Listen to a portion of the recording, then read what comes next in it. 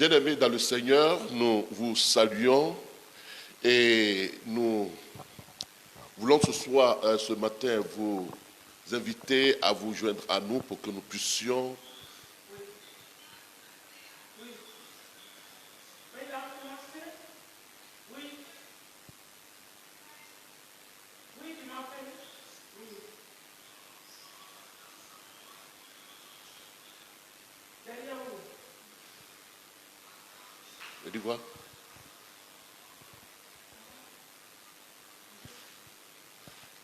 Bien-aimés dans le Seigneur, je vous salue et je voudrais en ce jour vous inviter à vous unir à nous pour que nous puissions ensemble prier pour notre peuple, pour notre pays, la France, pour notre continent, l'Europe, pour les pays d'Afrique, les pays du monde entier qui aujourd'hui est en train de traverser cette crise, cette pandémie qui est très difficile, pandémie d'ordre sanitaire. Nous voulons aussi exprimer toute notre compassion à l'égard de tous ceux qui sont actuellement souffrants, qui sont malades du coronavirus. Nous voulons aussi exprimer notre compassion à toutes les familles qui ont perdu quelqu'un dans cette situation. Nous voulons également nos autorités, nous voulons nous souvenir de tous nos frères dans la foi, nous souvenir également de l'Église du Seigneur qui actuellement, comme tout le monde, est confinée et qui traverse également ces situations difficiles. La Bible déclare que Jésus parcourait toutes les villes et les villages, enseignant dans les synagogues, prêchant la bonne nouvelle du royaume et guérissant toute maladie et toute infirmité. Et voyant la foule, il fut ému de compassion pour elle. Et donc, pour nous, c'est aussi un sentiment de pleine compassion face à cette crise que nous traversons. Nous voulons vous inviter à vous tenir en position de prière pour qu'ensemble nous puissions ouvrir ce moment dans la prière.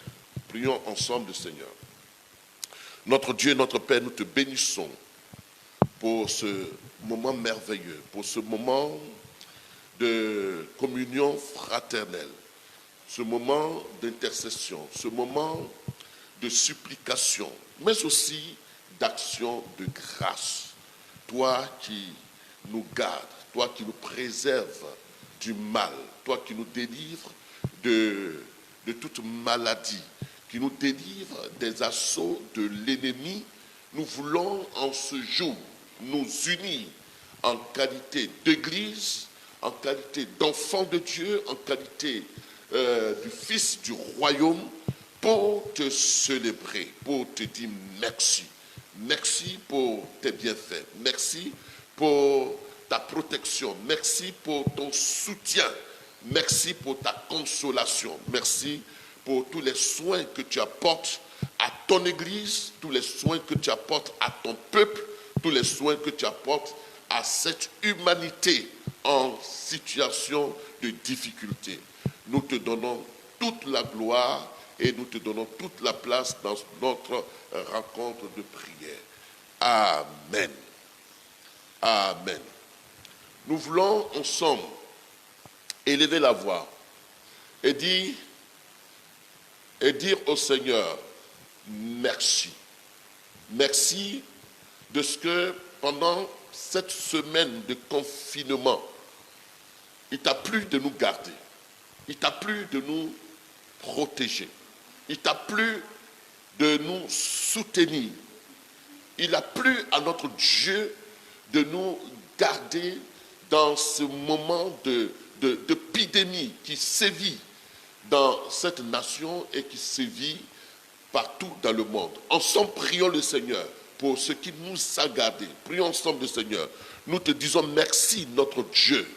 Toi qui nous as gardés, toi qui nous as protégés, toi qui nous as soutenus pendant ces temps de confinement. Nous voulons ce matin venir à toi, te dire merci. Merci parce que tu as étendu ta main sur nous, tu as étendu ta protection sur nos vies, tu as étendu ta protection sur notre pays, tu as étendu ta protection sur nos bien-aimés. Toute l'humanité, Seigneur, actuellement soupire d'après ta délivrance, d'après ton soutien. Et ta main est étendue pour libérer ton peuple. Merci pour tout ce que tu fais. Merci pour le soin. Merci pour la protection que tu accordes à tes enfants. Gloire à toi au nom de Jésus-Christ de Nazareth. Amen. Nous voulons aussi nous souvenir de tous ceux qui traversent des moments de crise liée à la maladie. Des gens qui sont malades dans les hôpitaux. D'autres sont en réanimation. Et ce n'est pas des cas, ce n'est pas des situations faciles. La Bible déclare dans le psaume chapitre 103, je vais le dire, le psaume 103, le verset 3. Le psaume 103, le verset 3. Il dit, c'est David qui dit, mon âme bénit l'Éternel et n'oublie aucun de ses bienfaits. C'est lui qui pardonne toutes tes iniquités, qui guérit toutes tes maladies. Il est celui qui guérit toutes nos maladies. Alors, si Dieu guérit toutes nos maladies, il est aussi capable de guérir nos bien-aimés, de guérir tous ceux qui sont en situation de réanimation, qui sont en situation de détresse. Alors nous allons prier ensemble pour tous ceux qui souffrent, pour tous ceux qui sont malades, pour tous ceux qui sont en réanimation, que Dieu étende sa main et qu'il les délivre. Ensemble, prions le Seigneur. Notre Dieu et Père, nous te prions. Tu es celui qui dit que par tes maîtresses, tu nous assures la guérison. Tu es celui qui donne la vie aux morts. Tu es celui qui ressuscite même les morts. Tu es celui qui donne la guérison parce que tu es celui qui guérit. Nous te prions pour nos frères, pour nos amis, pour nos connaissances, pour tous ceux qui sont actuellement en situation de réanimation. Nous prions, Dieu des cieux, que tu étendes ta main sur leur vie et que ta compassion leur soit manifestée, que tu les libères de cette situation de maladie, que tu les guérisses, que tu les touches et que tu les ramènes à la vie.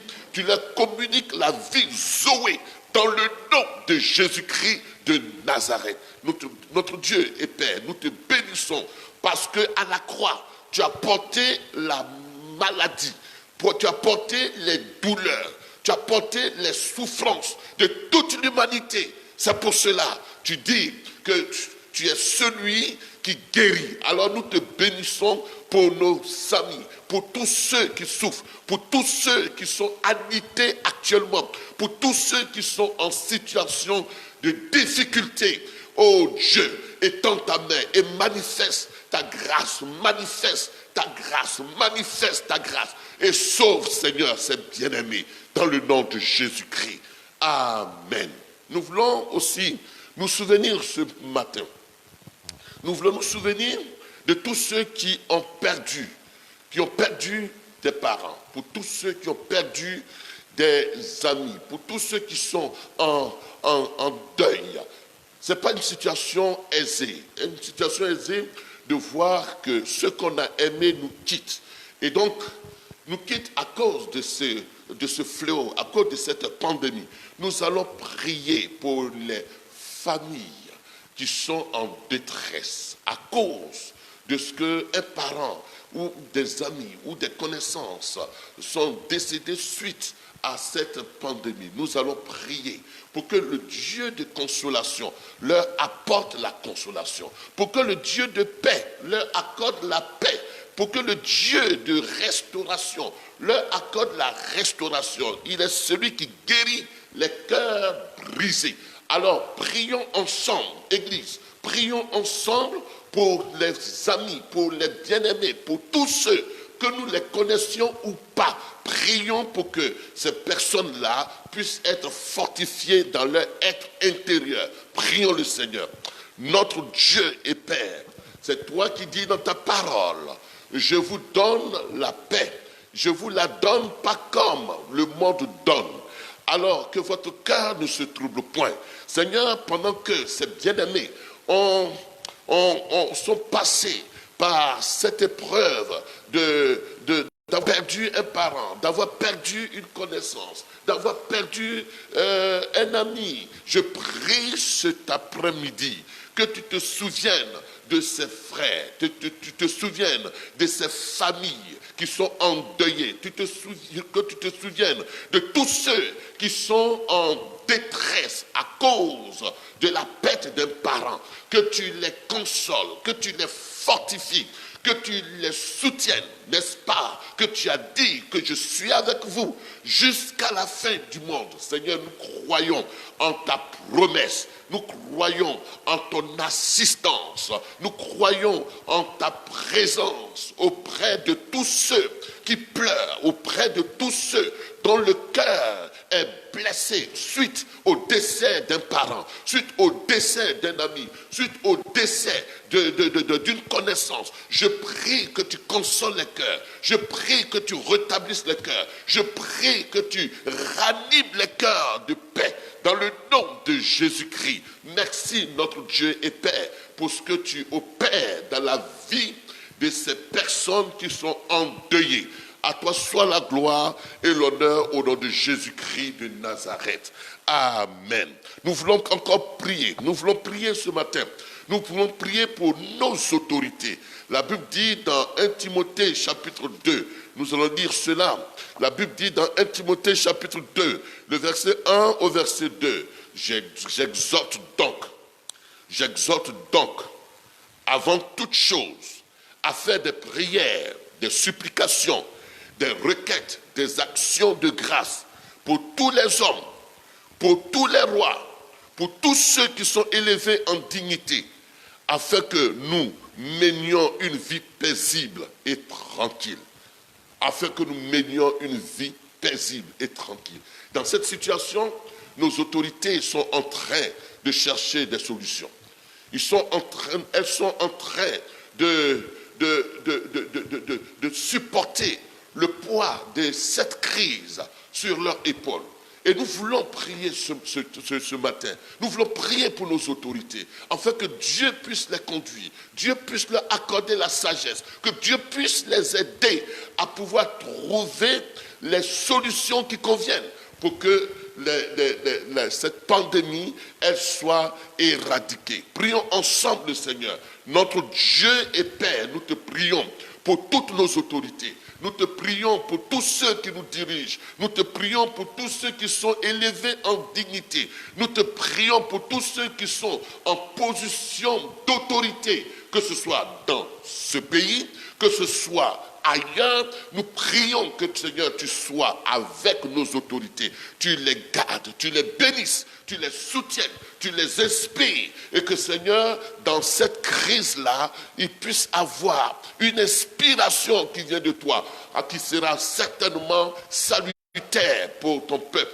qui sera salutaire pour nos nations. Merci d'être avec eux. Merci de les conduire. Merci de les soutenir. Merci de les illuminer par ton conseil, par ta sagesse divine. À toi soit la gloire, parce que tu le fais, parce que tu les soutiens, parce que tu donnes les moyens physiques, les moyens matériels, les moyens techniques, tout ce qui convient pour que cette situation soit bravée.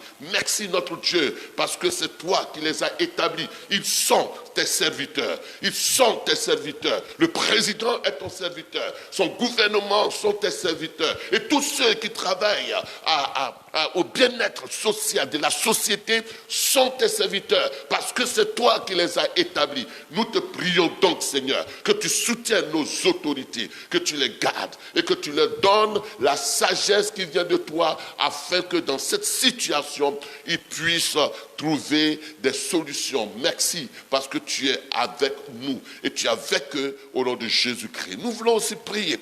Nous voulons prier principalement pour des pays qui sont atteints, qui sont plus atteints. Nous voulons nous souvenir particulièrement de l'Italie. Vous voyez bien que la situation prévaut partout, mais la situation prévaut de façon grave en Italie. Nous voulons prier pour nos frères italiens, pour nos amis italiens. Nous voulons prier pour, c'est vrai, nous allons continuer de prier pour la France. Nous allons prier aussi pour l'Afrique, nous allons prier pour les États-Unis, pour la Chine. Mais particulièrement, vous voyez bien que depuis cette semaine, le taux de mortalité en Italie par rapport à ce fléau, ce taux a excédé. Et donc nous voulons prier pour l'Italie, afin que Dieu arrête cette pandémie, que Dieu arrête cette situation, que Dieu donne, Seigneur, le salut à nos nations, et qu'ils se souviennent également de l'Italie dont le peuple crie à lui pour pouvoir retrouver la guérison. Prions ensemble pour l'Italie. Notre Dieu, tu es celui qui guérit les nations. Tu es celui qui guérit les nations. Et nous prions que tu guérisses l'Italie. Nous prions que tu guérisses la France. Nous prions que tu guérisses la Chine. Nous prions que tu guérisses nos pays qui soupirent d'après ta délivrance. Nous te supplions, Dieu des cieux, guéris l'Italie, notre Dieu. Guéris la France, notre Dieu. Guéris les États-Unis, notre Dieu. Guéris la Chine, notre Dieu. Et souviens-toi aussi de l'Afrique tout entière. Guéris là où la pandémie a commencé à faire rage. Seigneur, et étends ta main. Et que cette peste, qu'elle s'arrête maintenant, qu'elle soit éradiquée maintenant, qu'elle soit éradiquée au-dessus de nos pays, et que nos pays reposent en paix, dans le nom de Jésus-Christ. Merci notre Dieu, parce que tu donnes salut à nos nations. Tu donnes salut à nos nations. Nous t'élevons comme un étendard au-dessus de nos nations. Nous t'élevons au-dessus de nos nations. Nous t'élevons au-dessus de la France. Nous t'élevons au-dessus de l'Italie. Nous t'élevons au-dessus de la Chine, au-dessus des États-Unis, au-dessus du continent africain, afin que cette pandémie s'arrête maintenant et que la Seigneurie de Christ qui apporte la paix donne la paix à nos nations. Que la Seigneurie de Christ qui apporte le salut donne le salut à nos nations. Merci notre Dieu, parce que tu te souviens du cri de ton peuple et tu restaures nos nations. Tu restaures nos nations. Tu restaures nos nations dans le nom puissant de Jésus-Christ. La Bible déclare dans 2 Chroniques chapitre 7 verset 14, nous allons lire cela. Elle déclare, en 2 Chroniques chapitre 7 verset 14, la Bible dit, si mon peuple, sur qui mon nom est invoqué, s'humilie, prie et cherche ma face, je l'exaucerai, je guérirai son pays. Je l'exaucerai, je guérirai son pays. En effet, nous sommes aussi conscients que le peuple qui doit prier, c'est l'Église.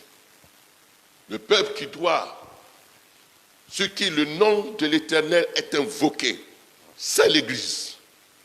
Et le peuple qui doit crier à Dieu en ce pareille circonstance, c'est l'Église. Mais c'est l'Église. L'Église qui est en harmonie avec la parole de Dieu. L'Église qui est en harmonie avec Dieu et sa parole.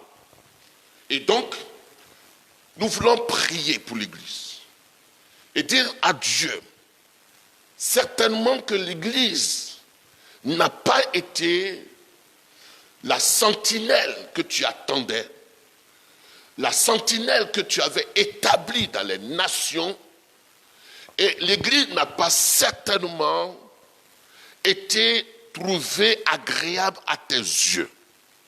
Alors, nous allons demander à Dieu grâce et miséricorde, afin qu'il revienne de sa colère contre l'Église. Vous savez que, par moments, l'Église a oublié sa mission. L'Église s'est lancée dans des jeux d'enfants.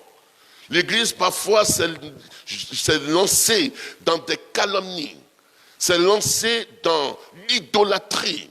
L'Église s'est lancée dans des actes qui n'ont pas été agréables à Dieu. Et nous avons été aussi des sentinelles qui n'ont pas veillé. Alors, nous allons demander pardon à Dieu pour n'avoir pas été à notre poste. Habakkuk dit, j'étais à mon poste. Et si nous n'avons pas été à notre poste, ce n'est pas tout à fait étonnant que l'ennemi vienne frapper le peuple. Alors, nous allons dire à Dieu, en tant qu'Église, que nous n'avons pas été vigilants. Alors, pardonne-nous. Pardonne-nous ce que nous n'avons pas pu faire, ce que nous avons fait de mal, et que ta grâce nous soit manifestée pour que notre voix te parvienne, afin que tu guérisses notre nation. Prions ensemble le Seigneur. Notre Dieu et Père, nous avons été des enfants rebelles. Nous avons été des enfants indociles. Nous avons été souvent désobéissants à ton ordre, à ta parole.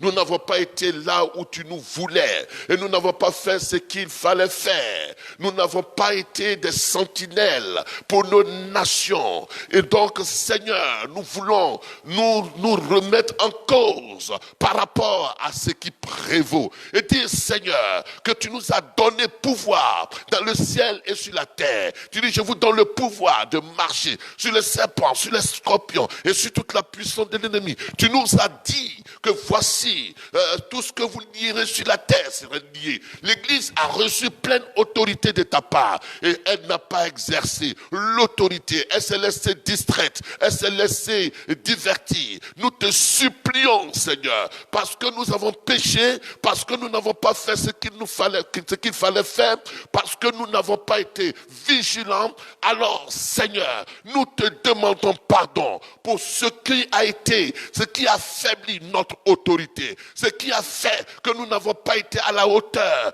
de la tâche de sentinelle que tu nous as assignée, de la tâche d'intercesseur que tu nous as assignée. Nous te demandons pardon ce matin, afin que tu reviennes de ta colère, tu reviennes de ta colère contre l'Église en général, et que tu pardonnes, Seigneur. Merci parce que tu le fais. Merci parce que tu pardonnes nos iniquités, tu pardonnes nos forfaits, tu pardonnes notre désobéissance, et tu fais grâce à cause de l'œuvre de Christ accomplie à la croix, à cause de la justice de Christ qui est établie sur notre vie. Seigneur, tu nous vois via le sang de Jésus-Christ, tu nous vois via l'autorité de l'œuvre de Christ accomplie pour nous. Alors nous te prions, Seigneur, fais grâce et repositionne l'Église dans sa position de sentinelle, dans sa position d'intercesseur, dans sa position de vigile. Merci, Seigneur, parce que tu fais grâce, parce que tu pardonnes toutes nos iniquités, toutes nos idolâtries, tout ce que nous avons permis, tout ce qui n'a pas été agréable à tes yeux dans ton Église. Seigneur, ta grâce ce matin, nous te supplions, ta grâce ce matin. Nous avons fait des choses certainement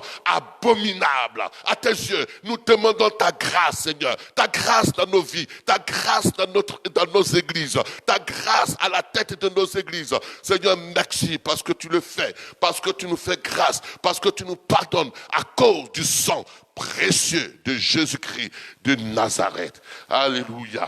Nous voulons chanter ce chœur qui dit « Jéhovah est son nom, puissant guerrier, Jéhovah est son nom.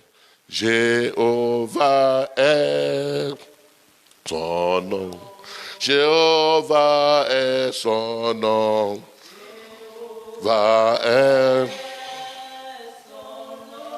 Jéhovah est son nom.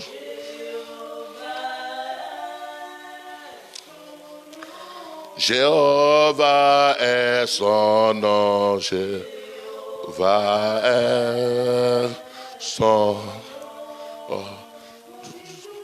son guerrier, puissant guerrier, fort dans les combats.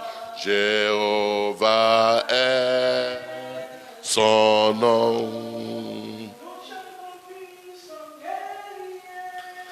Puissant guerrier, fort dans le combat, Jéhovah est son nom. Jéhovah est son nom. Jéhovah est son nom. Jéhovah est son nom. Jéhovah est son nom. Jéhovah est son nom. Jéhovah est son nom. Jéhovah est son nom. Jéhovah est son nom.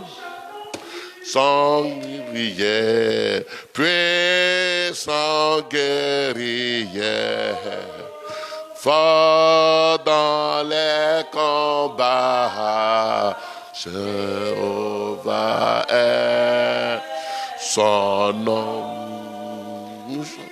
Puissant guerrier, puissant guerrier, fort dans les combats, Jéhovah est son nom.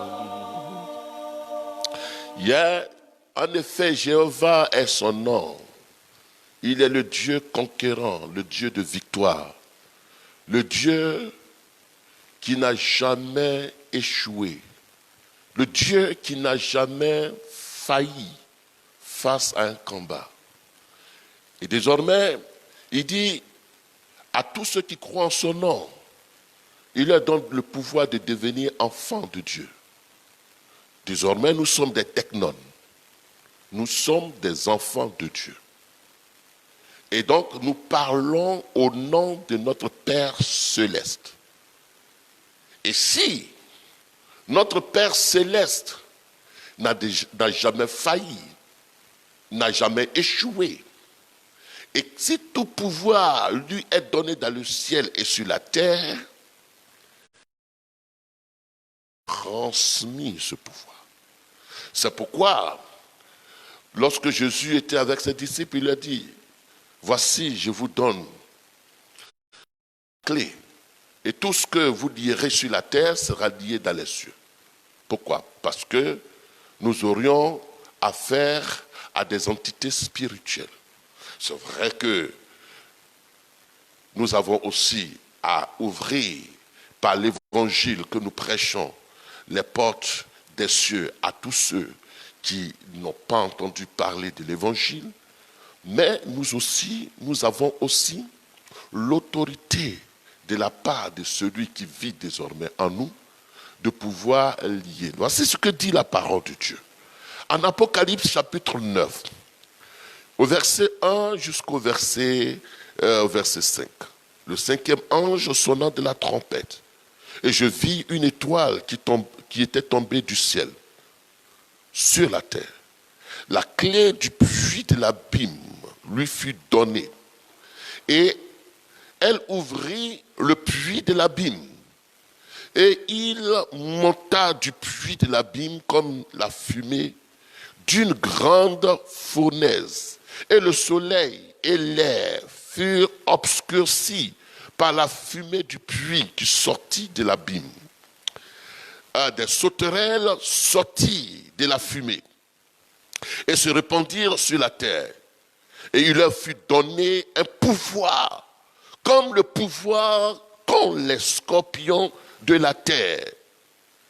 Vous voyez bien que les scorpions de la terre ont des venins. Et le virus aussi est un venin. Parce que qui dit virus veut dire poison. Et donc, il a fut donné un pouvoir comme le pouvoir qu'ont les scorpions de la terre. Et il leur fut dit de ne point faire de mal à l'herbe de la terre, ni à aucune verdure, ni à aucun arbre, mais seulement aux hommes qui n'avaient pas le sceau de Dieu sur leur front. Donc, les sauterelles qui sortent de la terre et de l'abîme et qui se répandent, qui avaient le pouvoir de scorpions, instruction leur avait été donnée. Et l'une des instructions, c'était de faire seulement du mal aux hommes qui n'avaient point le sceau de Dieu sur le front. Et il leur fut donné non de les tuer, mais de les tourmenter pendant 5 mois. Et ils les tourmentèrent. Et le tourment qu'elle causait était comme le tourment que cause le scorpion quand il pique un homme. Bien-aimés, la situation est grave. La situation est grave parce que cette pandémie fait partie des fléaux apocalyptiques, des fléaux de la fin du temps, des fléaux qui doivent menacer notre humanité. C'est vrai, avant cela, il y a eu plusieurs autres fléaux. Il y a eu plusieurs autres fléaux. Ce que nous vivons aujourd'hui n'en est qu'un. Mais avant cette pandémie d'aujourd'hui, il y a eu des pandémies dans l'histoire de notre humanité. Il y a eu des situations de guillotine dans l'histoire de notre humanité. Il y a eu des situations de famine dans l'histoire de notre humanité. Et ce que nous vivons n'en est que un. Alors, il a été donné à cet esprit de tuer, non de tuer, mais de tourmenter. Cette fois-ci, on voit que la pandémie emporte.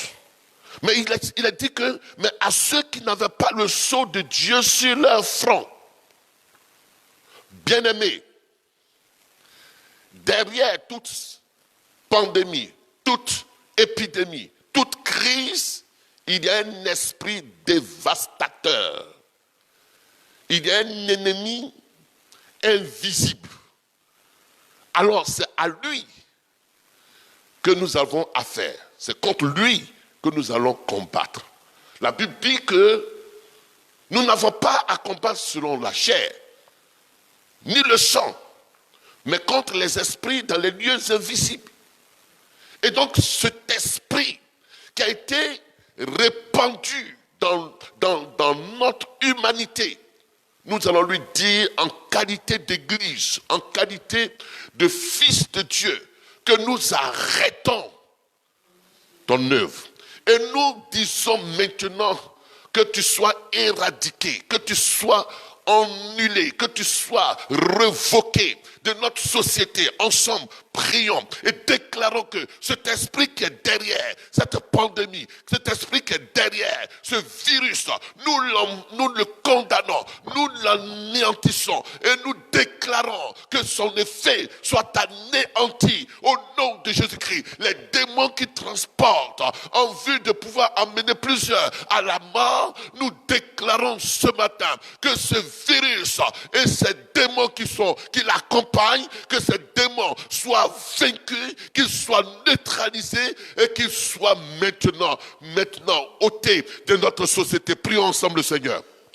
Notre Dieu, notre Père, nous prions ce matin et nous déclarons à cet esprit qui fait la guerre à l'humanité, à cet esprit qui fait la guerre aux hommes que tu as créés afin d'accomplir une destinée sur la terre. Nous déclarons ce matin la guerre à cet esprit, la guerre à ces démons apocalyptiques, la guerre à ces puissances qui viennent de la profondeur de l'abîme, et nous neutralisons leurs effets, nous neutralisons leur force, nous neutralisons leur puissance, et nous révoquons, nous éradiquons leur force dans le nom de Jésus-Christ. Nous déclarons ce matin que nos pays, que nos sociétés sont libérées de l'effet pervers de ce virus. Nous arrêtons leurs manœuvres.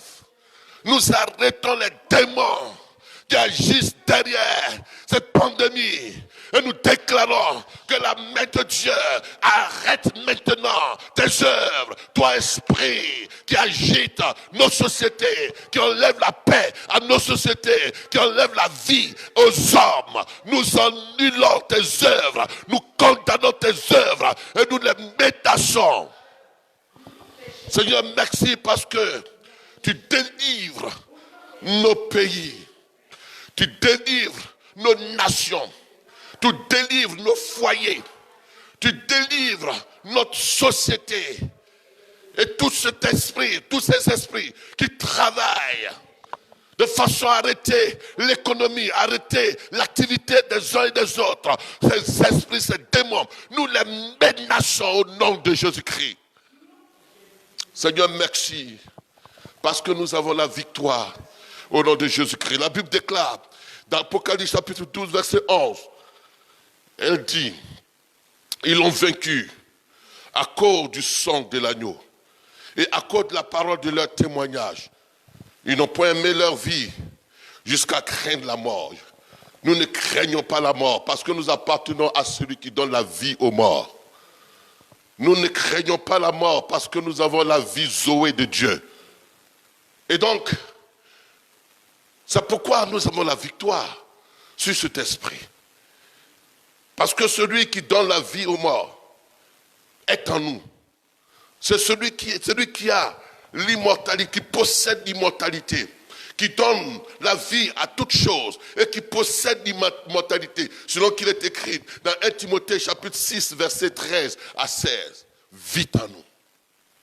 Celui qui donne la vie aux morts, selon qu'il est écrit dans Romains chapitre 4, verset 17. Vit en nous. Alors, il est dit qu'ils l'ont vaincu à cause du sang de l'agneau. Nous nous souvenons dans Exode chapitre 12, lorsque l'ange de la mort passait et à cause du sang de l'agneau qui était répandu sur le linteau des portes des enfants d'Israël, l'ange de la mort n'avait pas accès aux maisons des enfants d'Israël à cause du sang de l'agneau. À cause du sang de l'agneau. Et donc, à plus forte raison, le sang de celui qui est sans péché, le sang du Fils de Dieu. Et donc, ce matin, nous voulons asperger ce sang précieux, ce sang vainqueur, ce sang triomphateur sur nos vies, sur nos maisons, sur nos pays, sur nos nations. Et dire ce matin que partout où le vent souffle, le sang de Jésus-Christ est répandu. Le sang de Jésus-Christ est aspergé. Ensemble, prions le Seigneur. Et le sang de Jésus-Christ nous assure la victoire. Le sang de Jésus-Christ sur la France, dans toutes ces régions, Le sang de Jésus-Christ en Italie, le sang de Jésus-Christ en Europe, le sang de Jésus-Christ aux États-Unis, le sang de Jésus-Christ en Afrique, le sang de Jésus-Christ en Asie, le sang de Jésus-Christ là où souffle l'air. Et nous aspergeons nos pays, nos nations du sang de Jésus-Christ. Nous aspergeons nos pays du sang de Jésus-Christ.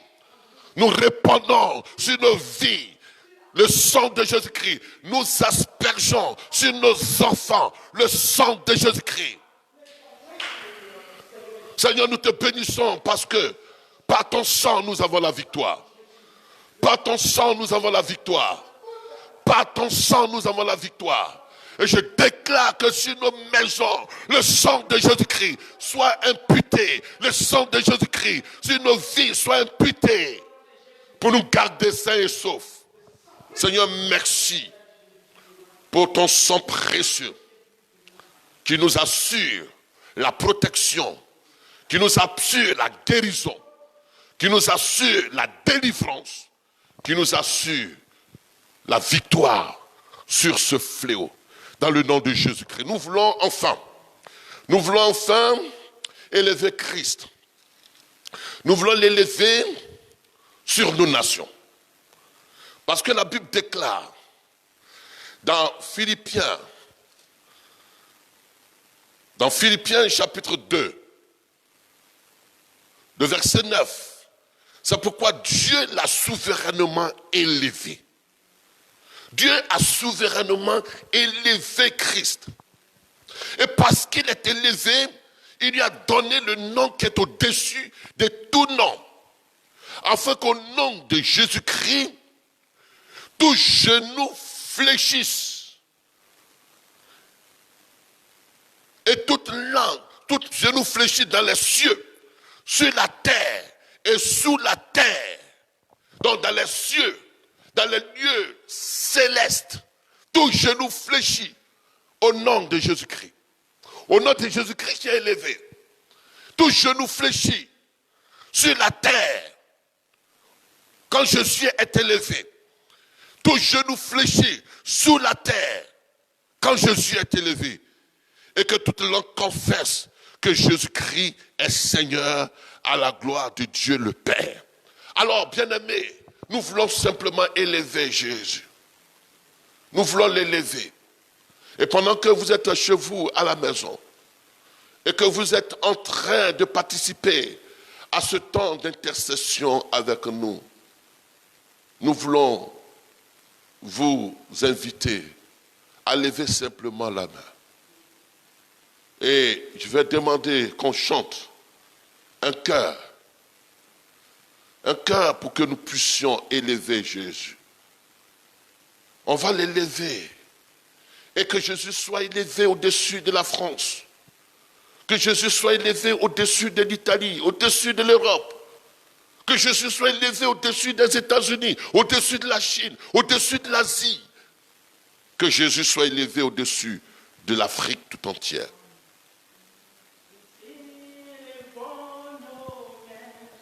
Vers toi. Oh oui, nous élevons nos mains vers toi. Oh oui, oh oui, oh oui, nous élevons nos mains.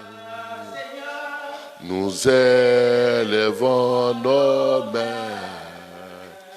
Nous élevons nos mains vers toi. Nous élevons nos voix vers toi. Nous élevons nos voix vers toi. Nous élevons nos voix. Nous élevons nos voix. Nous élevons nos voix vers toi. Tu es Dieu, Dieu, Dieu, Dieu, Dieu. Tu es Dieu, Dieu, tu es Dieu. Tu es roi, roi, roi, roi, roi. Tu es roi, roi, tu es roi. Nous voulons te proclamer roi sur nos nations. Nous voulons te proclamer roi dans chacune de nos vies, notre Dieu. Nous voulons te proclamer roi, Seigneur, celui qui domine, celui qui règne, celui qui vit dans chaque domaine de nos vies. Nous voulons céder devant ta royauté, devant ta seigneurie. Nous voulons céder devant ta grandeur, devant ta seigneurie. Nous voulons, Seigneur, au nom de Jésus-Christ, notre Dieu, nous voulons t'élever sur cette nation comme l'étendard. Nous voulons t'élever sur notre continent comme étendard. Toi, le bouclier de notre foi.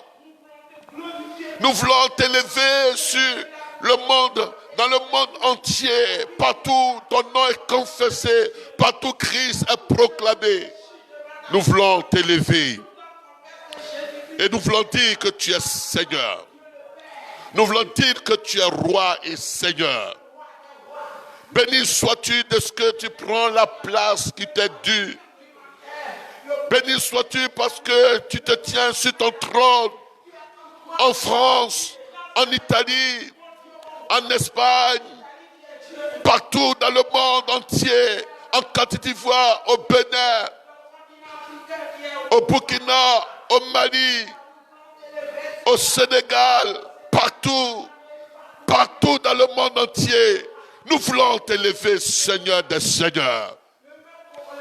Oh, nous voulons prosterner nos âmes devant toi et confesser ta grandeur qui est inégalée et qui est inégalable, Seigneur.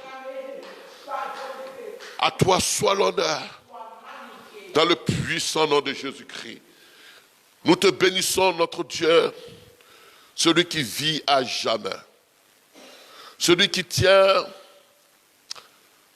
entre ses mains le pouvoir sur les nations, le pouvoir sur le monde entier, celui qui a fait l'expérience de la mort et qui a vaincu la mort, à qui appartient l'immortalité et qui nous donne de vaincre la mort. Seigneur, ce matin, nous te bénissons parce que tu vas éradiquer, tu vas neutraliser, et c'est déjà fait. Tu vas ôter du milieu de nous ce fléau. Nous n'entendrons plus parler de coronavirus parce que ton trône est dressé au-dessus de nos nations, au-dessus de ce monde entier. Le nom de Jésus-Christ est confessé et Christ est Seigneur dans toutes les sphères de notre société. Nous avons reconnu que notre savoir, notre connaissance, nos moyens étaient impuissants et que c'est vers toi qu'il fallait lever la main, qu'il fallait élever la voix. Alors ce matin, merci de ce que tu as entendu nos cris et merci de ce que tu guéris nos nations.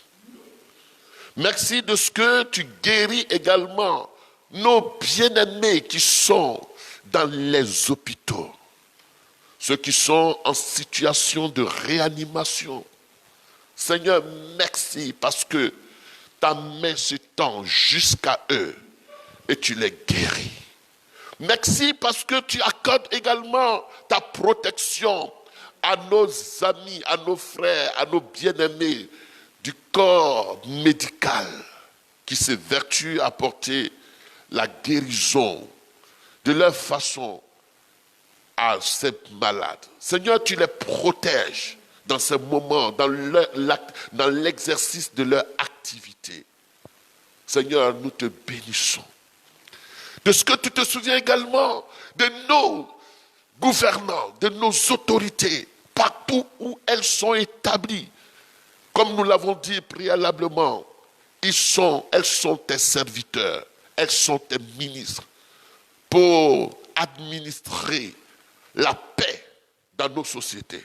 Alors merci d'être avec eux. Merci de les soutenir.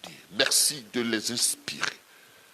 Aussi, nous voulons nous souvenir de tous ceux qui sont confinés chez eux à la maison. Seigneur, ce n'est pas une situation facile. Nos habitudes viennent d'être bouleversées. Et beaucoup ne supportent pas jusqu'à présent ce confinement, quoi qu'il soit nécessaire. Mais nous te prions, Seigneur, que tu préserves chacun chez lui à la maison et que tu étendes ta protection sur chaque citoyen, chacun de nos concitoyens. Tu le gardes, tu le préserves de tout mal. Seigneur, nous te bénissons. À cause du nom de Jésus-Christ que nous confessons, que nous relâchons. C'est vrai que les forces de l'abîme ont relâché le virus, mais nous relâchons dans l'univers tout entier. Nous relâchons le nom de Jésus-Christ. Alors, la confrontation avec le nom de ce virus, Seigneur, fera capituler ce virus. Ils ont relâché ce virus, mais ce matin, l'Église relâche le nom qui est au-dessus de ce virus. Merci de guérir. Merci de rétablir. Merci de restaurer nos peuples. À toi soit la gloire dans le nom de Jésus-Christ. Amen. Est-ce qu'on dit Amen? Amen. Bien-aimés, nous voulons vous encourager. Vous encourager à tenir ferme dans ces moments difficiles. Ces moments sont difficiles, pourquoi? Parce que ils répondent pas à nos habitudes. Ils répondent pas à nos habitudes. Nous avions coutume de nous retrouver les dimanches en famille de communauté, et nous nous égayions. Cette fois-ci, nous allons nous retrouver seuls devant notre écran d'Internet. Et nous allons prier à distance. Mais le plus important, c'est l'unité d'esprit dont nous faisons montre dans ce moment difficile. Le plus important, c'est la foi commune que nous entretenons dans ce moment difficile. Et Dieu apprécie cela. C'est pourquoi nous vous encourageons. Nous vous encourageons à vous soumettre aux prescriptions que nos autorités nous ont faites. Aux prescriptions par rapport au confinement. Quand on nous dit de ne pas sortir, il ne faut pas chercher des faux fuyants pour sortir. La situation est sérieuse. L'ennemi est dehors. Alors, si nous allons à sa rencontre, nous allons le trouver, mais il va terrasser les plus faibles. Alors, qu'est-ce qu'il faut faire? Il faut être en position de prière. Il faut se soumettre aux instructions qui ont été données. Et puis, profiter de ces moments pour nous garder dans la prière. Pour nous garder les uns et les autres dans la prière. Pour intercéder les uns pour les autres. Pour nous approcher davantage du Seigneur. pour examiner nos vies, pour voir ce que nous n'avons pas pu faire et ce que nous aurions pu faire et rétablir toutes choses en ordre avec le Seigneur. Que Dieu soit avec vous. Nous voulons ce matin, avant de terminer ce moment, recevoir une exhortation. Une exhortation que je voudrais vous encourager à lire dans la lettre de Paul aux Corinthiens. En 1 Corinthiens chapitre 1. 1 Corinthiens chapitre 1. Les versets 19 au verset 25. Et je vous prie de prêter attention à ces conseils que donne la parole de Dieu.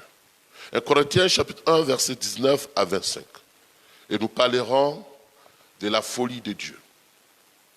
La folie de Dieu, dans 1 Corinthiens chapitre 1, il est dit au verset 19, aussi est-il écrit, je détruirai la sagesse des sages et je rendrai nulle l'intelligence des intelligents. Où est le sage? Où est le scribe? Où est le raisonneur de ce siècle? Dieu n'a-t-il pas convaincu de folie la sagesse du monde? Car puisque le monde, avec sa sagesse, n'ont point connu Dieu, il a plu à Dieu, dans sa sagesse, de sauver les croyants par la folie de la prédication. Les Juifs demandent des miracles et les Grecs cherchent la sagesse. Nous prêchons Christ crucifié. Scandale pour les Juifs et folie pour les païens. Mais puissance de Dieu et sagesse de Dieu pour ceux qui sont appelés, tant Juifs que Grecs. Car la folie de Dieu est plus sage que les hommes. Et la faiblesse de Dieu est plus forte que les hommes. Nous acclamons la parole du Seigneur. Père, merci de ce que tu disposes de notre entendement pour que nous puissions contempler ta gloire dans ta sagesse, ta puissance dans ta sagesse et ton conseil dans ta sagesse. Donne-nous ce matin d'appliquer nos cœurs à ta sagesse. Et bénis, Seigneur, chaque individu qui entend ta parole. Au nom de Jésus-Christ. Amen. Bien-aimé, je voudrais m'adresser à toi. M'adresser à toi pour dire ce matin que tu peux être guéri. Tu peux être guéri et la guérison fait partie de ton droit. Parce que l'œuvre de Christ à la croix comporte pour le croyant un héritage. Et cet héritage, c'est un paquet.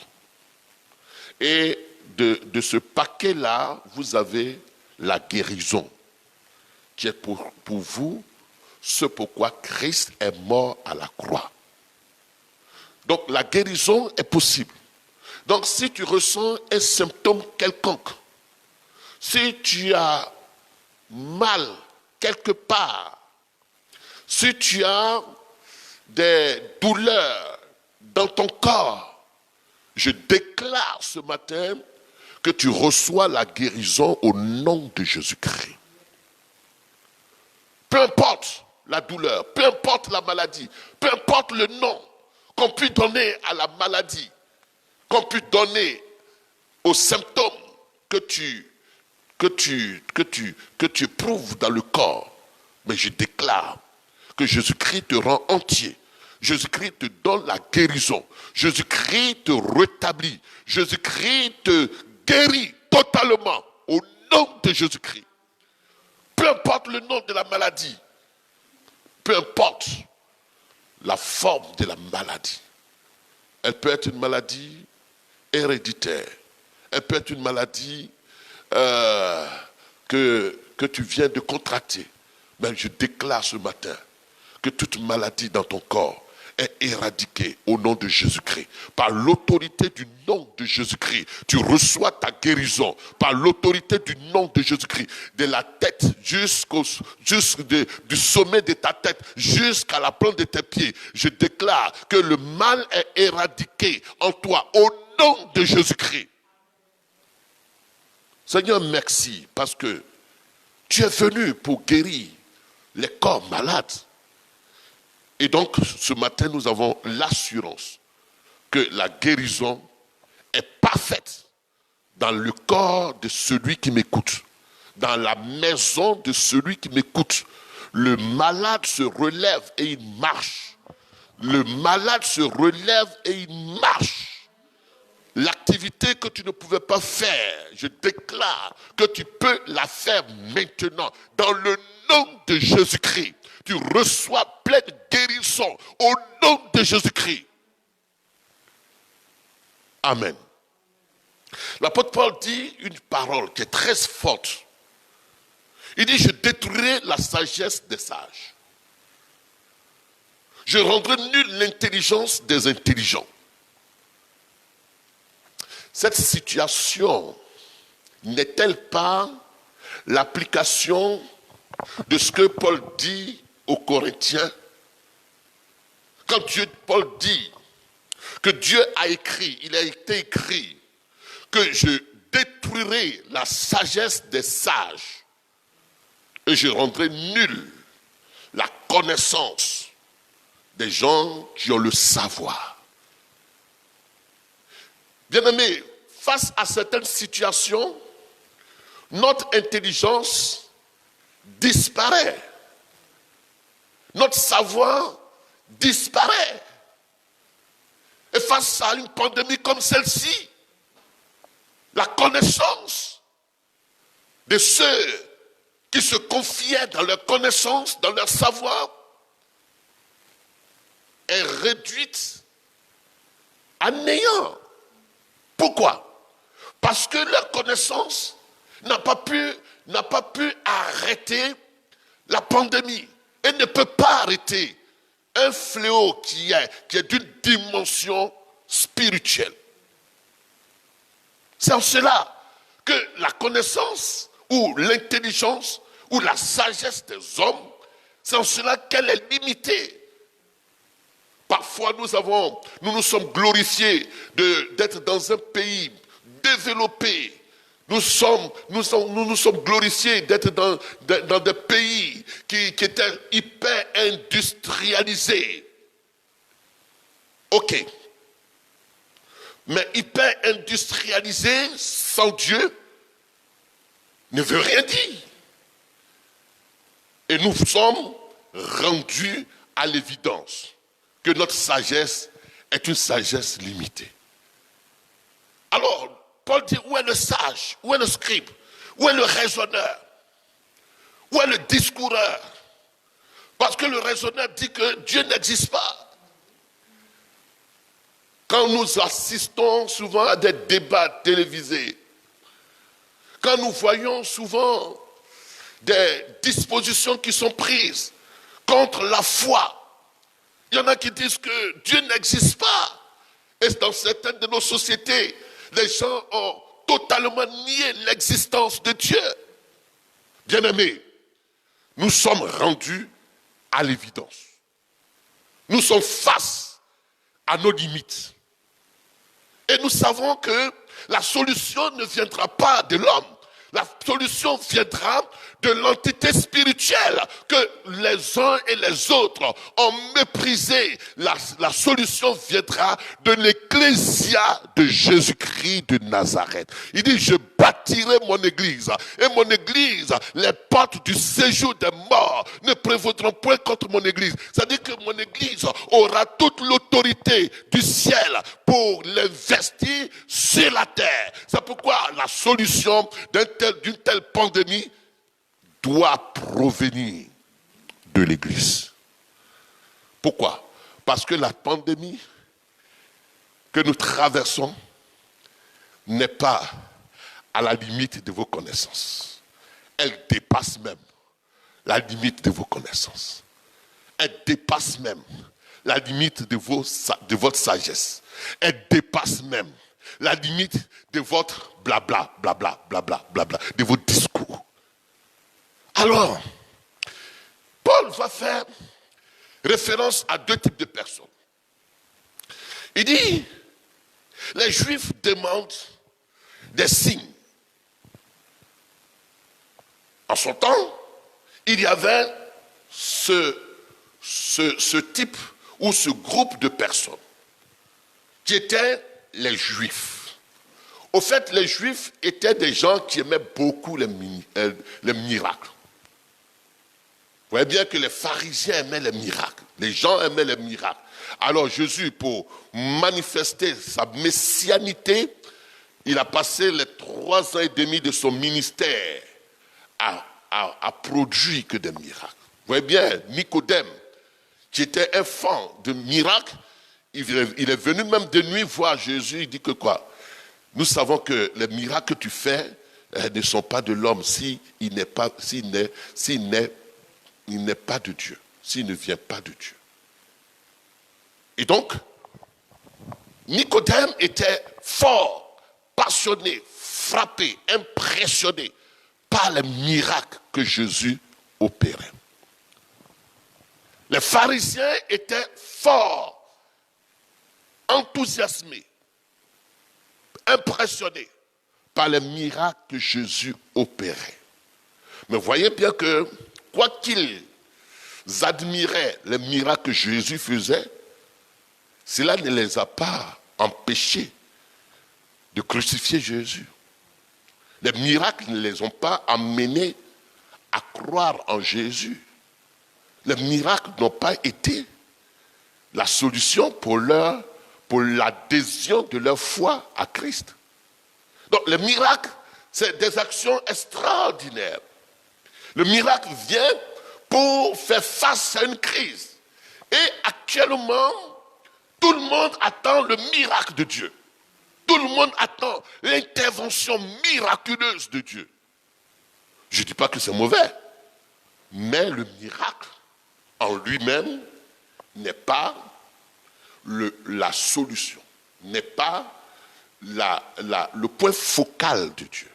Dieu n'est pas impressionné à faire des miracles pour plaire aux hommes. Le miracle, c'est un moyen d'attirer les uns et les autres à celui qui produit le miracle. Mais les gens se sont arrêtés au miracle. Ils ont désiré le miracle que celui qui produit le miracle. Ils ont aimé le miracle que le producteur de miracle. Et c'est là le dommage. Et cela se vit non seulement dans notre société, mais aussi dans nos églises. Les gens veulent des miracles. Ils ne sont pas prêts à marcher avec Dieu. Ils ne sont pas prêts à obéir à la parole de Dieu. Ils ne sont pas prêts à rechercher Dieu. Ils sont prêts à vivre les miracles. Peu importe le miracle, qu'il soit d'un féticheur, qu'il soit d'un magicien, qu'il soit d'un spirit, peu importe. Et vous voyez des assemblées parfois remplies de personnes à la recherche du miracle. Ça, c'est l'esprit empiriste. L'esprit empiriste, c'est l'esprit qui veut avoir des signes, qui veut voir des signes pour pouvoir obéir. Et vous allez voir que ce genre d'esprit, ce genre de pensée, ce genre d'attitude ou d'idéologie, c'est celle que Thomas avait. Thomas dit que tant que je n'ai pas vu, je ne vais pas croire. Donc les gens veulent voir pour croire. Ok. Donc les Juifs demandent des miracles. Les Juifs sont à la recherche de solutions nouvelles. C'est comme l'humanité qui est toute impressionnée par les miracles d'innovation d'ordre technologique, d'ordre numérique, d'ordre médical. On se confie en cela. Ça, c'est l'esprit empiriste. On veut voir avant de croire. Et parfois même, on préfère se confier en ces miracles. Alors, bien-aimés, je vais vous dire ce matin, il y a au-delà du miracle. Il y a celui qui opère le miracle. Et celui qui opère le miracle veut vivre en vous. Et s'il vit en vous, il vous rend capable, à vous aussi, d'opérer des miracles. D'être producteur de miracles. Mais les Juifs, eux, ils s'en foutaient de celui qui produit le miracle. Ils voulaient que le miracle. Donc, Paul dit, les Juifs demandent le miracle. Et à côté des Juifs, il y avait une autre catégorie, les Grecs. Si on voit bien l'histoire de notre pays, la France, je crois que nous sommes descendants de cet héritage culturel grec. Les Grecs, eux, ce n'est pas le miracle. Les Grecs, eux, ils demandent la sagesse, la connaissance. Ils demandent la philosophie. Les Grecs, eux, ils recherchent l'art de parler, l'art de savoir parler, l'art de discuter, l'art de débattre, l'art de tchatcher. Vous voyez les Grecs, si tu les emmènes dans une place publique, ils sont bien contents. Parce que là, vous allez débattre de grands sujets. Alors la démographie ou la politique, des sujets de politique. Mais vous n'allez jamais voir sur le plateau de télévision parler de Dieu. On va parler de tous les sujets. Parce que c'est la pensée grecque. C'est le rationalisme. C'est l'intelligence. Développer l'intelligence. Et aujourd'hui, nous avons, par la grâce de Dieu, ce n'est pas mauvais. Nous avons des grandes écoles où on apprend à développer notre intelligence. Ce n'est pas mauvais. Mais sans Dieu, cette intelligence-là, elle n'a pas de force, elle n'a pas de puissance. Elle ne peut pas atteindre certaines sphères. Or, la sphère au-dessus de la sphère physique, c'est la sphère surnaturelle. Et c'est là que tous les combats, c'est de là que tous les combats viennent.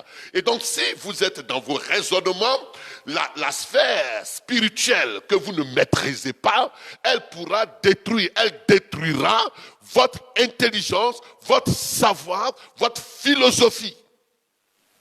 Bien-aimés, ce matin, je veux nous emmener à comprendre que non seulement les miracles ne sont pas ce pourquoi Jésus vient, non seulement la sagesse, la philosophie n'est pas ce que Jésus vient donner, mais la Bible dit quoi?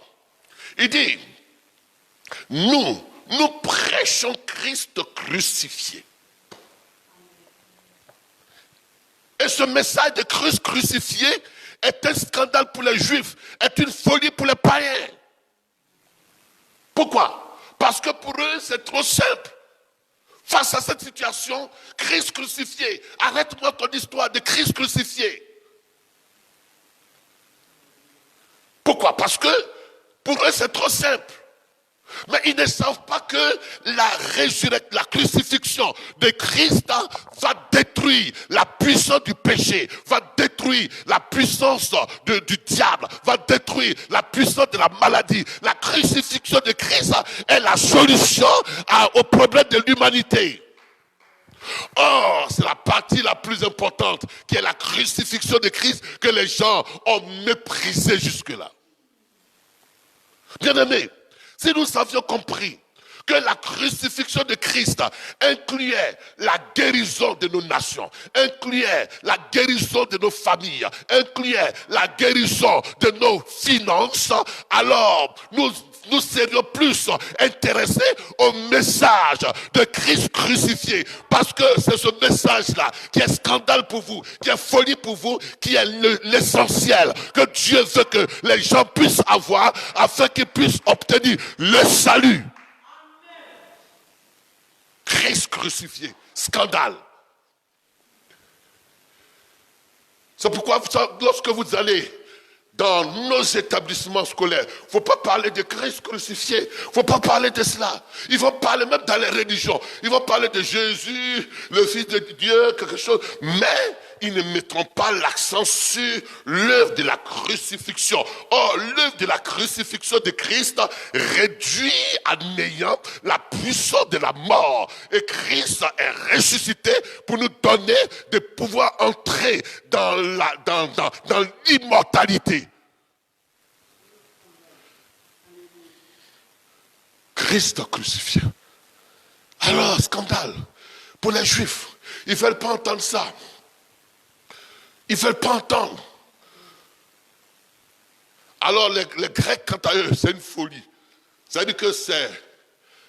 Quand tu dis Jésus est crucifié, il dit, mais tu es fou. Tu es fou.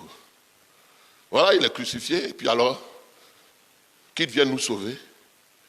Mais justement, c'est parce qu'il est crucifié qu'il peut mieux te sauver. Et parce qu'il est crucifié, nous avons été crucifiés avec lui. La Bible déclare que le salaire du péché, c'est la mort.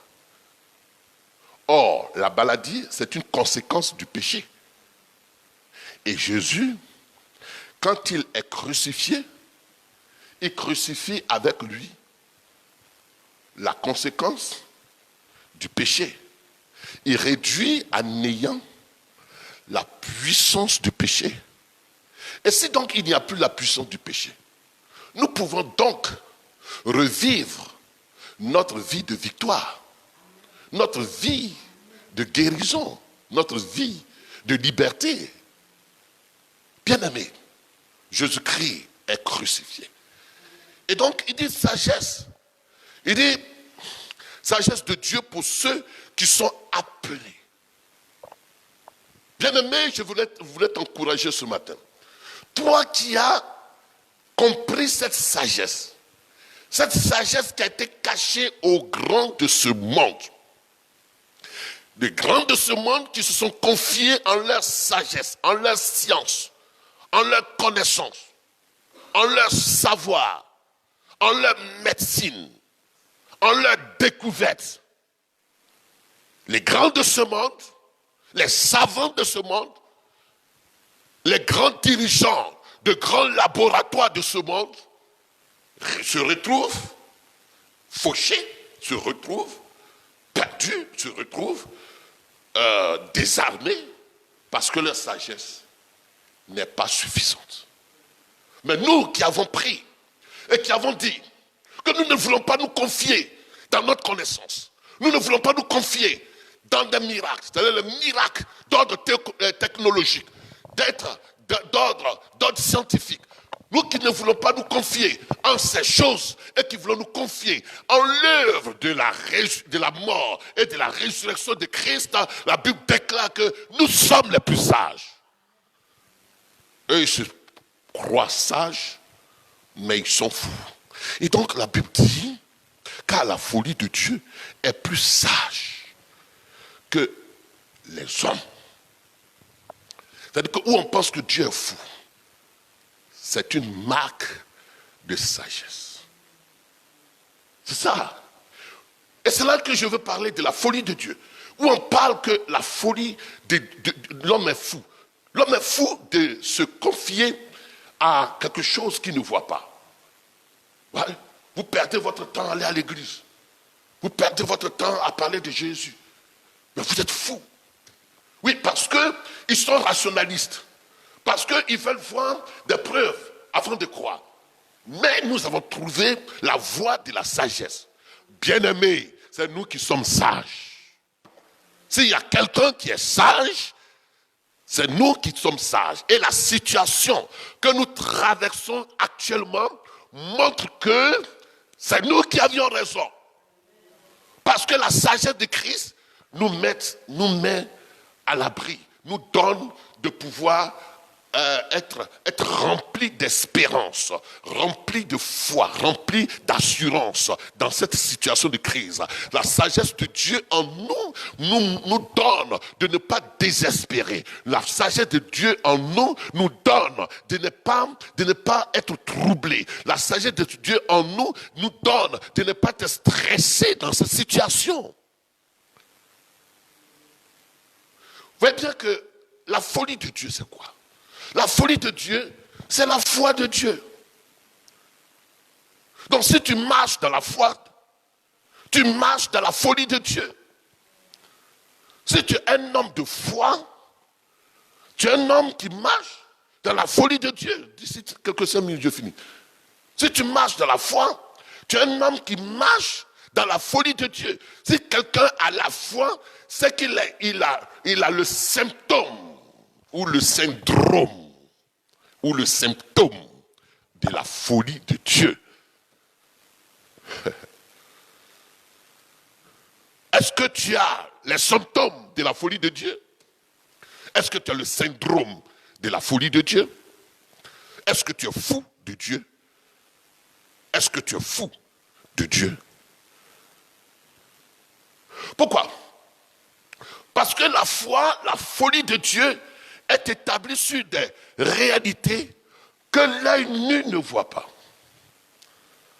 Elle est établie sur des réalités invisibles. C'est-à-dire qu'elle va au-delà des limites visibles. Vous voyez bien, celui qui opère dans la foi de Thomas, il aura toujours des limites.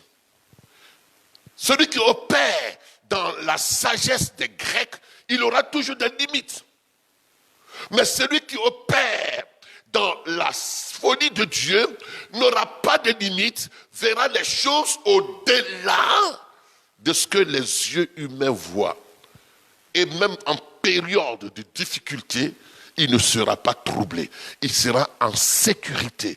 Il ne sera pas, au moment où les gens appellent la situation de par-ci et par-là conjuration, il n'appellera pas la situation conjuration. Au moment où les gens sont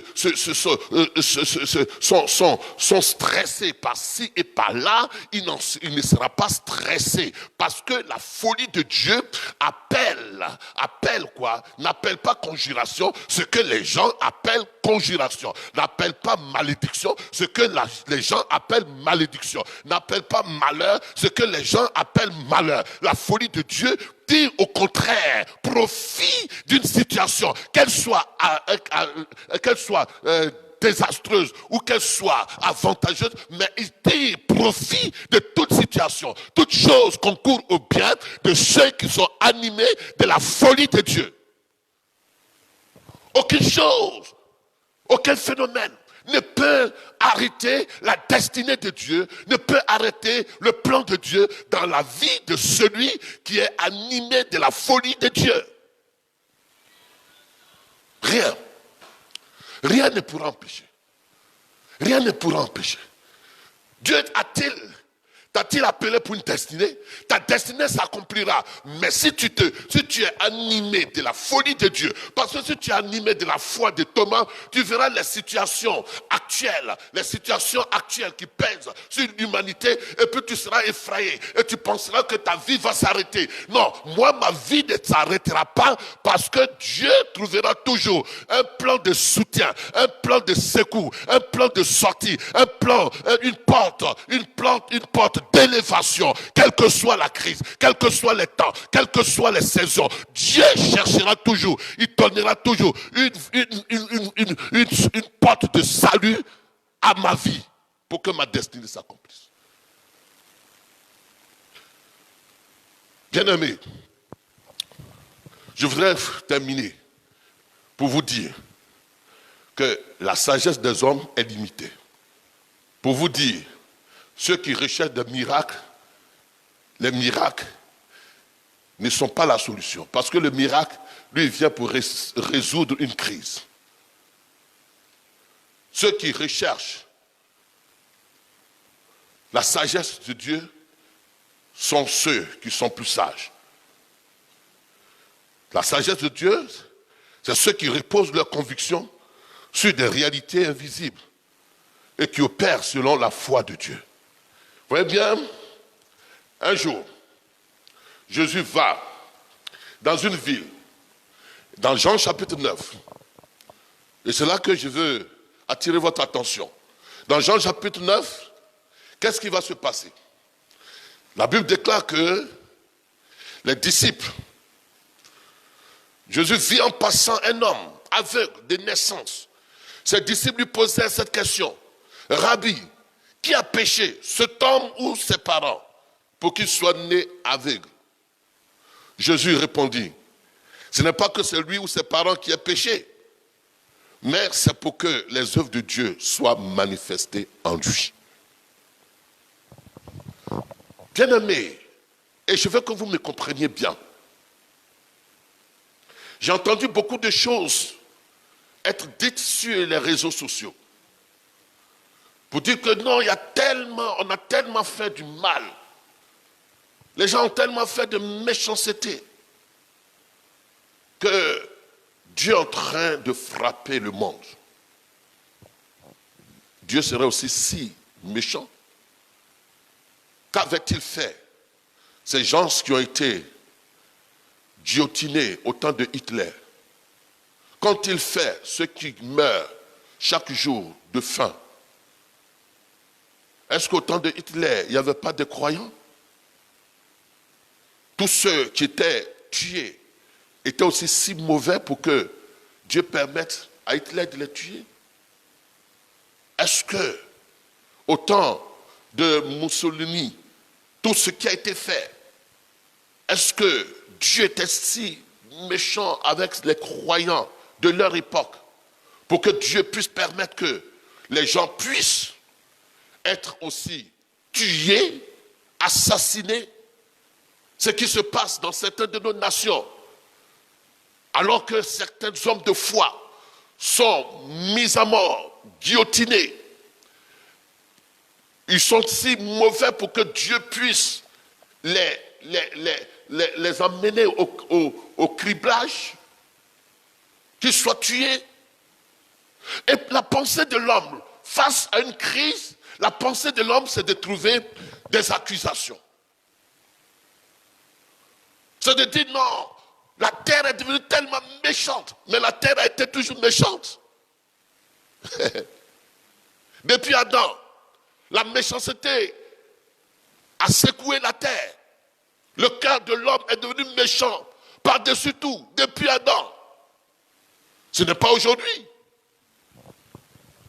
Donc comprends avec moi que ce n'est pas toutes les crises qui doivent nous amener à nous culpabiliser et à dire que est-ce que ce n'est pas parce que cet homme a péché ou bien est-ce que parce que ses parents ont péché? Parce que le plus souvent dans nos communautés, lorsque tu traverses une situation d'épreuve, la première chose, c'est de savoir est-ce qu'il n'a pas péché? C'est de dire, est-ce que tu as fait une délivrance des péchés héréditaires? Mais laissez-moi vous dire, Jésus n'avait pas péché et il est mort. Job n'avait pas péché et pourtant il a tout perdu. Donc, la réaction des disciples, c'est que cet homme qui était né aveugle, son handicap était la conséquence d'un péché. Alors, laissez-moi vous dire que la crise peut avoir pour conséquence, cette crise que nous traversons peut avoir pour conséquence certaines choses qui soient mauvaises, qui a été faites. Ça, je m'en garde. Mais Jésus dit que ce n'est pas une question que ses parents aient péché, mais c'est pour que les œuvres de Dieu soient manifestées en lui. Donc, cet homme avait été rendu comme ça. Ce phénomène lui a été imposé. Et Dieu voulait se servir de cette situation pour manifester sa gloire. Lorsque Lazare est mort, ses parents ont pleurniché par-ci et par-là. Sa sœur, Marthe même, a boudé contre Jésus, un tant soit peu. Mais Jésus dit à Marthe, Marthe, tu ne sais pas que c'est là. C'est pour que, si tu crois, tu verras la gloire de Dieu. Tu ne sais pas que c'est pour la gloire de Dieu. Alors, je vais vous dire ce matin que cette situation, il faut que nous la positivions. Cette situation de coronavirus, il faut que nous la positivions.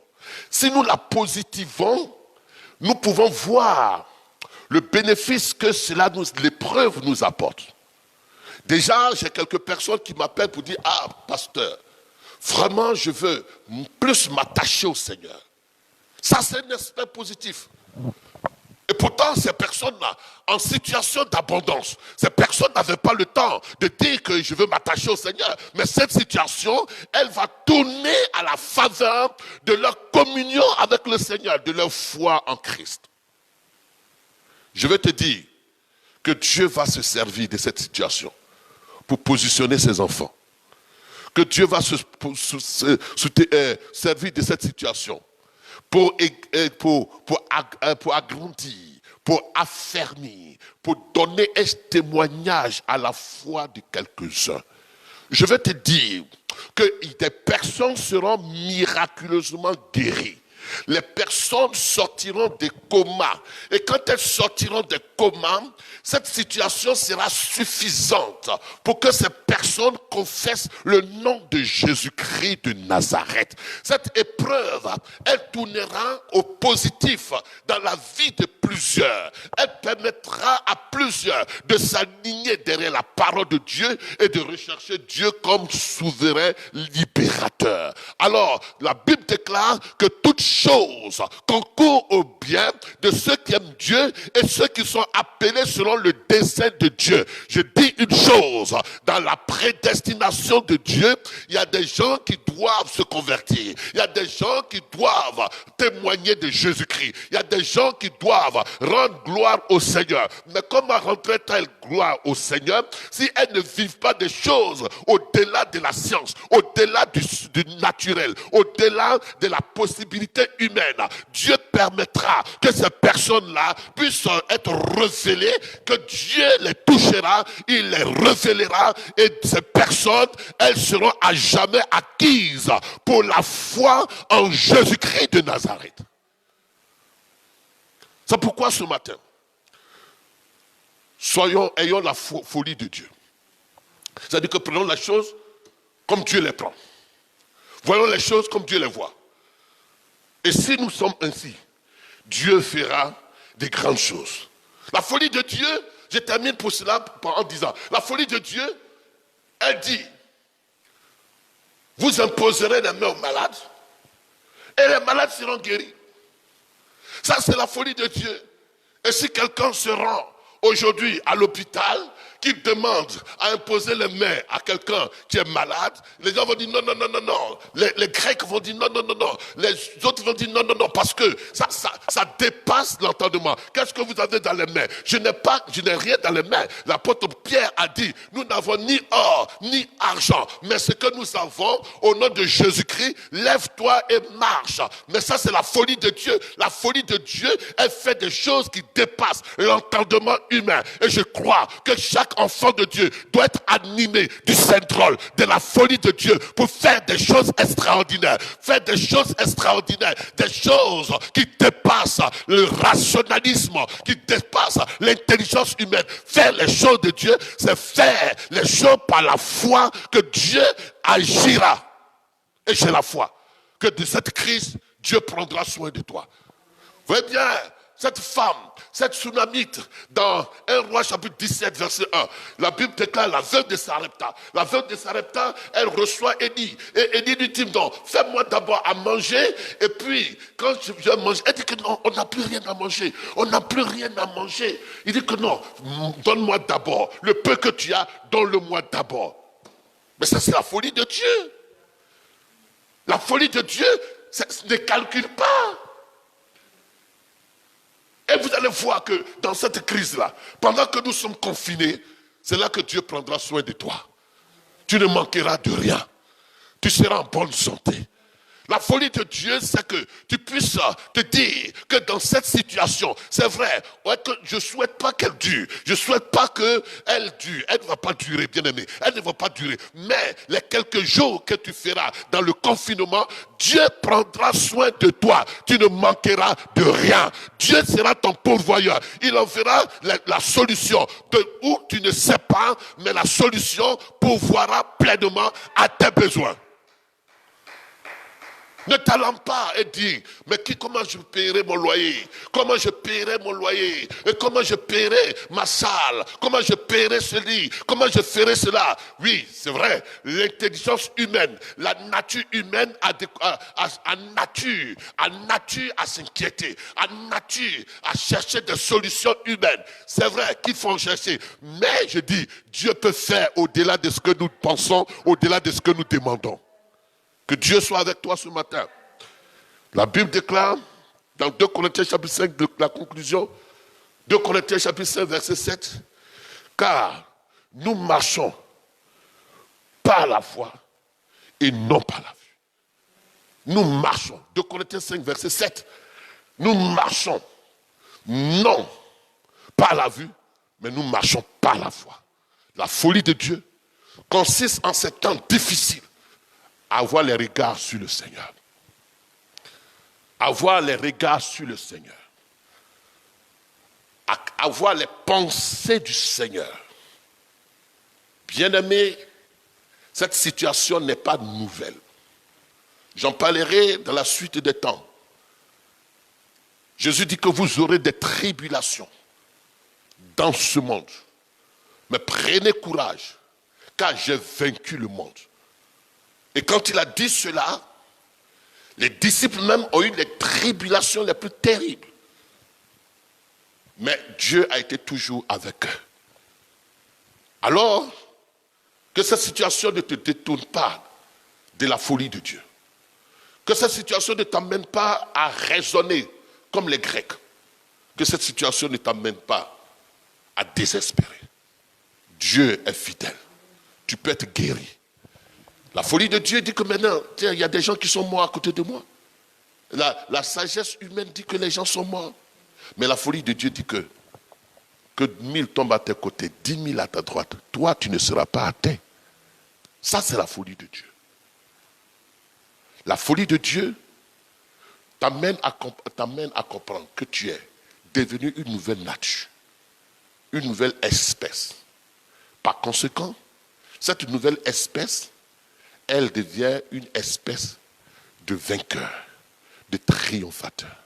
Que la grâce et la paix du Seigneur soient avec toi et que tu sois animé du syndrome ou du symptôme de la folie de Dieu. Ainsi, tu te sauveras toi-même de cette crise et tu sauveras plusieurs qui t'entourent. À Dieu soit la gloire. Au nom de Jésus-Christ. Amen. Nous voulons faire cette dernière prière. Dis avec moi pendant que tu es chez toi. Dis Seigneur, je te rends grâce de ce que désormais, je suis une nouvelle créature. Je suis divin.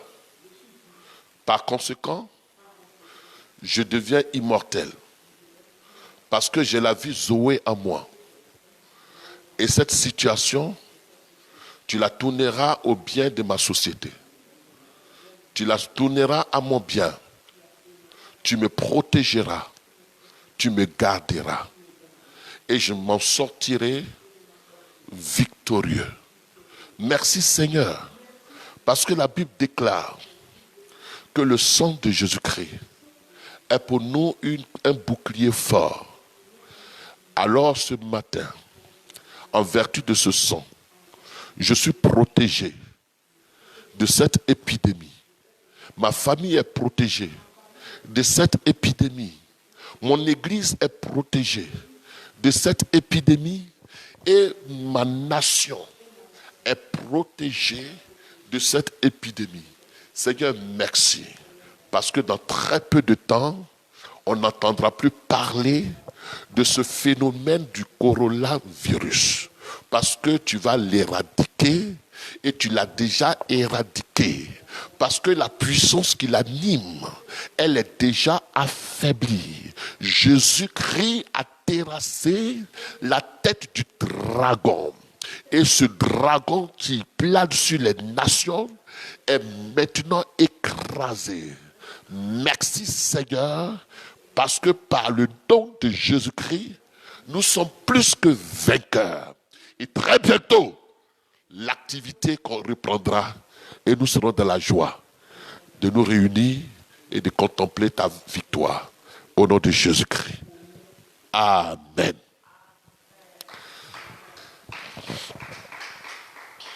Nous sommes à la fin de ce moment et nous vous remercions. Nous sommes le tabernacle du plein évangile. Vous avez été en la compagnie du révérend docteur Marius Dakoré.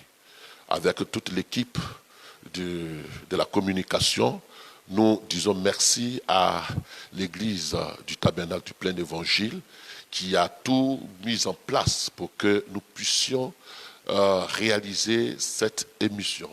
Nous nous retrouverons constamment de cette façon et nous nous édifierons. Je vous prie d'être à l'écoute de nos signaux. Nous allons vous envoyer des alertes et vous allez participer avec nous à des moments comme ceci. Alors, nous avons une idée très forte pour chacun de vous et nous continuons de prier pour vous. Nous savons que nos prières, la Bible déclare que la prière du juste a une grande efficacité. Et nos prières sont si efficaces qu'aucun mal ne vous arrivera, qu'aucun mal ne frappera à votre porte. Et nous croyons aussi en la puissance de l'alliance et en vertu de laquelle Dieu nous préservera de tout fléau. Alors soyez sans crainte, soyez sans inquiétude, soyez sans être troublés. Le Seigneur a promis, je suis avec vous jusqu'à la fin du monde. Ces temps difficiles passeront. Il y a eu plus difficile que ces temps dans le passé. Et pendant ces temps-là, l'Église a survécu, des croyants ont survécu. Et toi aussi, tu survivras. Bien-aimés, les autorités ont laissé des consignes de rester à la maison. Il faut nous soumettre à ces consignes. Elles ont donné des consignes de salubrité sanitaire. Alors, il faut respecter ces consignes de salubrité sanitaire. C'est-à-dire qu'il faut se laver les mains toutes les fois que vous sortez de chez vous. Quand vous rentrez, lavez-vous, que le réflexe soit automatique. Lavez-vous les mains et puis ne saluez pas des gens de la main ou ne donnez pas des bisous, n'approchez pas. Mettez un écart, une distance de 1 mètre environ. Et si vous respectez ces choses, vous verrez que par votre obéissance aussi, vous triompherez. Que Dieu soit avec vous et puis nous nous gardons en esprit, espérant que cette semaine sera une semaine de victoire, une semaine de protection, une semaine de guérison, une semaine de bonne santé. Parce que la Bible déclare que ce que je souhaite, c'est que tu prospères en tous égards et que tu sois en bonne santé. Le souhait de Dieu, c'est que tu sois en bonne santé et tu le seras à cause du Christ qui vit en toi, au nom de Jésus-Christ. Que Dieu soit avec toi. Et puis, nous voulons aussi encourager les uns les autres à participer au soutien du ministère. Si Dieu vous met à cœur, vous avez certainement notre numéro qui va s'afficher ou bien le PayPal de l'église qui est là. Cela fait partie de notre devoir chrétien, de soutenir l'œuvre de Dieu. Parce qu'après cette pandémie, l'église va continuer et il ne faut pas que nous soyons sans lieu de culte. Et ce que vous apportez comme soutien va aider à soutenir le ministère et soutenir l'activité de l'Église. Et donc, nous saluons nos bien-aimés qui nous ont accompagnés dans ce moment. Nous voulons dire merci particulier à la prophétesse et puis à Angela, ces bien-aimés qui ont été mes soutiens au cours de cette émission. Que la grâce et la paix du Seigneur soient avec vous. Je vous dis, charis, shalom.